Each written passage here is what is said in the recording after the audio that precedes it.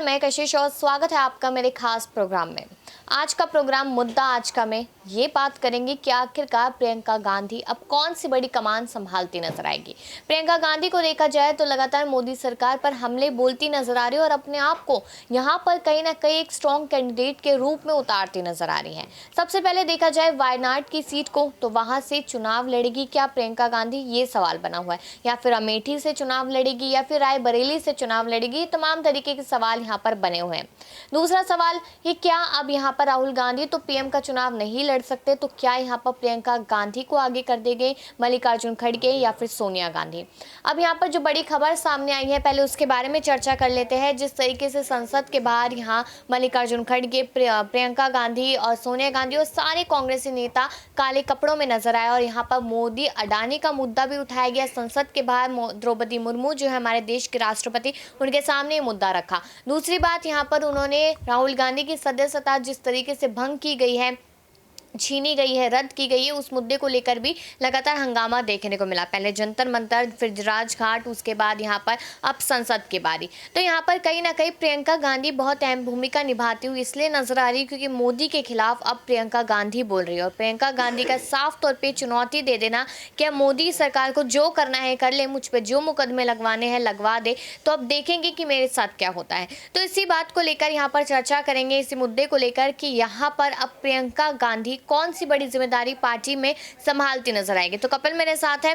तो यहाँ पर सीधा सवाल यही रहेगा कि प्रियंका गांधी क्या राहुल गांधी जैसी बन सकती है। राहुल गांधी ने जो भारत जोड़ो यात्रा करके दिखाई, अगर ऐसी कोई जिम्मेदारी या भारत जोड़ो यात्रा 2.0 दे दी जाती है प्रियंका को, क्या वो जिम्मेदारी इस तरीके से निभा सकती है जैसे उनके भाई राहुल ने निभाई? देखिए, फिलहाल तो मुझे मुश्किल नज़र आता है क्योंकि प्रियंका गांधी उस तरीके से एक्टिव नज़र नहीं आती हैं। हालांकि हो सकता है तमाम उनकी मजबूरियां रही हों इस बीच, क्योंकि उनका परिवार भी है, उसे भी संभालना होता है। पार्टी की अगर बात करी जाए तो उससे जुड़े हुए हज़ारियों जो है वो काम होते हैं। तो मुझे लगता है कि जो राहुल गांधी फ़िलहाल आज हैं वो कहीं ना कहीं बनने के लिए प्रियंका गांधी को भी उसी तरह के प्रोसेस से कहीं ना कहीं गुजरना पड़ेगा। लेकिन ये ज़रूरी नहीं है कि वो ये भारत जोड़ो यात्रा जो है वो 2.0 निकालें, और भी तमाम चीज़ें हैं जिनके ज़रिए वो ऐसा कर सकती हैं। लेकिन बड़ा सवाल यही है कि क्या प्रियंका गांधी जो है वो ग्राउंड पर यानी कि मैदान में लड़ती हुई नजर आएंगी। आप देखिए, अगर हम पहले देखें तो भारत जोड़ो यात्रा के बाद ये कह दिया गया था कि हाथ से हाथ जोड़ो यात्रा को आगे बढ़ाया जाएगा और इसे प्रियंका गांधी लीड करेंगी, और ख़ास तौर पर राजस्थान के अंदर तो वो कहीं ना कहीं चुनावी रैलियां करती हुई नजर आएंगी जहां पर उनकी सरकार है। लेकिन ऐसा भी होता हुआ नजर नहीं आया। तो कहीं ना कहीं फिलहाल तो मुझे लगता है कि राहुल गांधी जहां पर है, प्रियंका गांधी वहां पहुंच पाएंगी, मुश्किल है। लेकिन यहाँ पर अगर देखा जाए तो प्रियंका गांधी पर हिमाचल में भी विश्वास किया गया था और हिमाचल भी जीत हासिल करती नजर आई कांग्रेस पार्टी।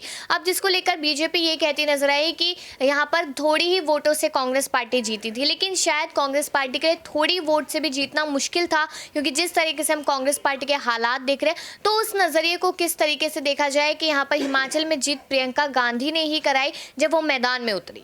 देखिए, हिमाचल की अगर जीत की बात करी जाए तो जीत का सेहरा जो है वो गांधी परिवार के सर पर बांधा जाता है, लेकिन अगर हार होती है तो फिर किसी और नेता को आगे कर दिया जाता है। मुझे ऐसा लगता है कि हिमाचल की जो जीत थी वो कहीं ना कहीं इसीलिए भी हुई कि बीजेपी ने वहाँ पर काम नहीं किया था, और कई ऐसे राज्य हैं जहाँ पर एक बार बीजेपी आती है, एक बार कांग्रेस आती है। हालांकि हिमाचल को लेकर जो है वो ऐसा नहीं है, लेकिन ये कहीं ना कहीं ज़रूर कहा जा सकता है कि प्रियंका गांधी को लेकर ये जानबूझकर बातें कही गई कि हिमाचल की जीत आखिर प्रियंका गांधी ने ही जो है वो जीत दर्ज करवाई है। अगर ऐसा होता है तो कहीं ना कहीं हम क्यों ये नहीं देखते, जो 3 राज्यों में चुनाव हुए थे, नागालैंड, मेघालय और त्रिपुरा, वहाँ पर प्रियंका गांधी क्यों नहीं गई? अगर गई थी तो वहाँ क्यों नहीं जीत हुई? और कांग्रेस तो कहीं ना कहीं बैकफुट पे जब नज़र आती है तो ये कहना पड़ता है कि हम सारे जो सीटें थी उन पर चुनाव नहीं लड़े। और एक बात और मैं ये कहना चाहूँगा कि अभी 6 राज्यों में चुनाव हैं। अगर वाकई में प्रियंका गांधी ने हिमाचल का चुनाव जिताया था तो वो 6 में से 1 राज्य के अंदर तो जीत दिला ही सकती हैं, ऐसा हम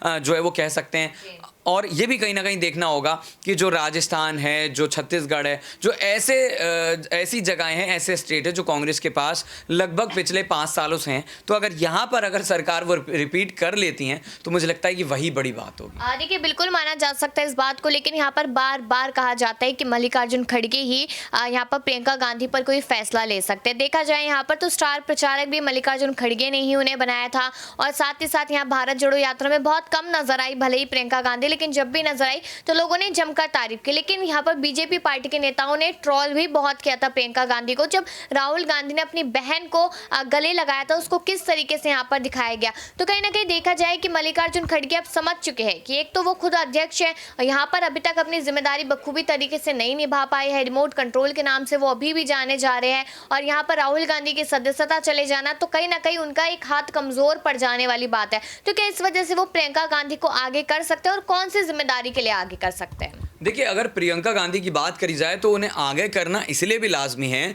क्योंकि अगले 8 साल तक संवैधानिक रूप से जो है, अगर बात करी जाए तो किसी पद पर नहीं बैठ सकते। विधायक की बात करी जाए, सांसद की बात करी जाए, प्रधानमंत्री पद को लेकर लगातार चर्चाएं चल रही थी, तो कहीं ना कहीं कांग्रेस का जो पार्टी है वो जीवित रहे और गांधी परिवार एक्टिव रहे। सबसे ज़्यादा ज़रूरी बात यह है कि देखिए, पार्टी को इतना ज़्यादा फर्क नहीं पड़ेगा, लेकिन गांधी परिवार की आप अगर हम बात करें तो सोनिया गांधी अब आने वाले वक्त में जो है वो पार्टी से लगभग जो है वो दूर होती हुई नजर आएंगी। और अगर राहुल की बात करी जाए तो उनकी लोकसभा सदस्यता रद्द की जा चुकी है। ऐसे में कहीं ना कहीं ज़रूरी हो जाता है कि जो प्रियंका गांधी है वो एक्टिव रहें, और इसी को लेकर ये तमाम तरह की चर्चाएं की जा रही हैं कि वो अमेठी से चुनाव लड़ेंगी, कि रायबरेली से लड़ेंगी, वायनाड को लेकर भी चर्चा हुई। लेकिन मुझे ऐसा ज़रूर लग रहा है कि महासचिव वो पार्टी में है और इससे बड़ी जिम्मेदारी मुझे देखिए लगता नहीं कि उन्हें सौंपी जाएगी, क्योंकि राष्ट्रीय अध्यक्ष अगर उन्हें बना दिया जाता है तो फिर कहीं ना कहीं वही प्रेशर उनके ऊपर आ जाएगा जो राहुल गांधी के ऊपर था। मुझे लगता है कि जिम्मेदारी जो है वो पार्टी में ना मिले, बल्कि जिम्मेदारी ये हो कि अब आपका काम यही है कि आपको चुनाव जिताने, वो चाहे आपको कैसे भी जिताने हैं,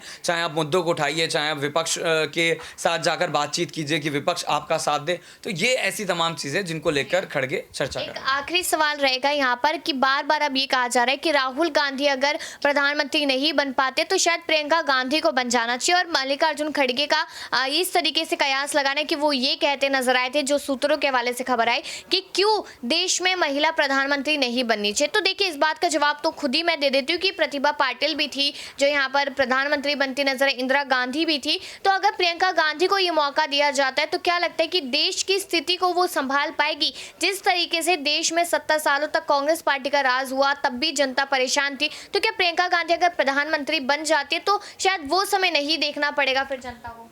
बिल्कुल, जैसा कि आपने जिक्र करा प्रतिभा पाटिल का, वो राष्ट्रपति रह चुकी हैं। इंदिरा गांधी की बात करी जाए वो प्रधानमंत्री रह चुकी हैं, और अगर मुख्यमंत्री की बात करी जाए तो तमाम इन पदों पर तमाम मंत्री रहे, जिसमें कहीं ना कहीं मायावती और ममता बनर्जी का नाम भी शामिल है। तो मुझे लगता है कि ये जो चर्चा है ये कांग्रेस का एक कहीं ना कहीं एजेंडा है और इसको लेकर आगे बढ़ा जा सकता है। हालांकि चुनाव में कहीं ना कहीं जनता भरोसा कैसे करेगी कि जो है वो प्रियंका गांधी को चुना जाए। और एक सबसे ज़रूरी बात यह है कि आपको अगर प्रधानमंत्री बनाना है तो वो कोई किसी पार्टी की बपौती नहीं है, आपको कहीं ना कहीं चुनाव जीतना पड़ेगा। जितने सांसद चाहिए होते हैं बहुमत के लिए वो सांसद चाहिए होते हैं। उसके बाद कहीं ना कहीं ऐसा होगा, विपक्ष का साथ अगर नहीं मिल रहा कांग्रेस को तो फिर प्रियंका गांधी कैसे प्रधानमंत्री बने? हाँ, बिल्कुल इस बात को माना जा सकता है कि एक तो विपक्ष का साथ जरूरी है, दूसरा आप किस नेतृत्व में पार्टी को आगे बढ़ाते हैं, कौन सी रणनीतियों के साथ आगे बढ़ाते हैं, तब जनता आपको पसंद करेगी नहीं करेगी, ये भी कहीं ना कहीं एक चुनौती है प्रियंका गांधी के सामने। लेकिन आपको क्या लगता है कि क्या मल्लिकार्जुन खड़गे इस बात के लिए राजी होंगे कि यहाँ पर प्रियंका गांधी को ही आगे कर देना चाहिए, उनके चेहरे पर ही चुनाव लड़ना चाहिए 24 का? इस पर राय जरूर दीजिएगा। तमाम खबरों के लिए देखते रहिए नेक्स्ट 9 न्यूज़।